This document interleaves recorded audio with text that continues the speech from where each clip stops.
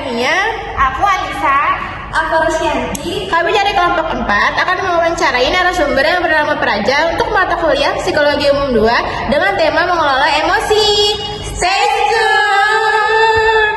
Halo Kak, terima kasih ya udah meluangkan waktunya buat kita untuk wawancara. Jadi kami ada wawancara mengenai mata kuliah Psikologi 2 yaitu mengenai emosi. Nah, boleh kenalan dulu Kak? Perkenalkan, nama saya Praja Pertama. Jadi pertanyaannya itu, menurut kakak emosi itu penting nggak sih? Menurut saya emosi itu penting. Emosi itu harus dikelola, apalagi kalau kita sedang marah gitu kan.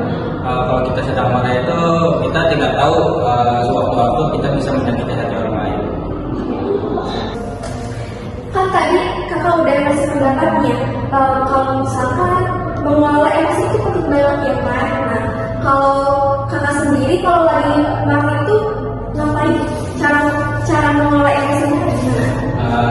Kalau saya sendiri cara mengelola emosinya itu terkadang lebih milih diam, menjauh dari orang lain. Karena kalau kita emosi kita nggak tahu akan bertindak seperti apa kan. Lebih baik tenangin diri kita dulu di tempat sepi atau lampiasin ke hobi kita. Setelah itu kalau kita punya tempat cerita, lebih baik cerita ke orang lain, orang yang bisa dipercaya. Nah, untuk selanjutnya itu, kakak pernah nggak sih di posisi susah mengelola emosi? Pernah, cuma tuh kalau misalkan lagi stres berat atau capek yang berlebihan, itu biasanya kalau diganggu dikit itu bisa lebih sensitif dari apapun itu. Kadang bisa sampai ke fisik atau nggak salah. Kita kan berada di lingkungan pertemanan perkuliahan ya. Nah, menurut kakak sendiri, lingkungan pertemanan atau circle pertemanan kita itu ngaruh nggak sih ke emosi?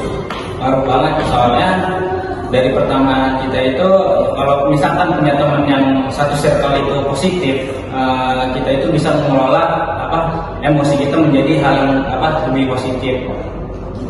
Jadi kita itu harus pintar-pintar dalam memilah dan memilih circle pertemanan kita, karena itu sangat berpengaruh gitu ya. Ya. Kalau kita negatif, otomatis mengelola emosi kita itu nanti jadi akan susah ya. Ya, emosi kita akan terbawa juga oleh lingkungan kita.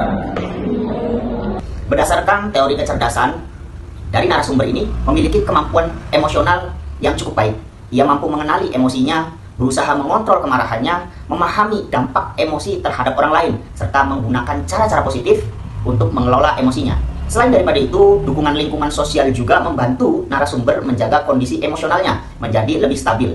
Kecerdasan emosi adalah kemampuan seseorang untuk mengenali, memahami, mengontrol, mengekspresikan emosinya dengan baik, baik terhadap diri sendiri maupun kepada orang lain. Terima kasih kepada semua yang menonton dan beratensi pada serangkaian step by step video ini. Semoga apa yang kalian lihat bisa berdampak kebaikan dan juga bisa membawa manfaat. Kami dan tim mengucapkan hormat setinggi-tingginya kepada kalian semua dan terima kasih.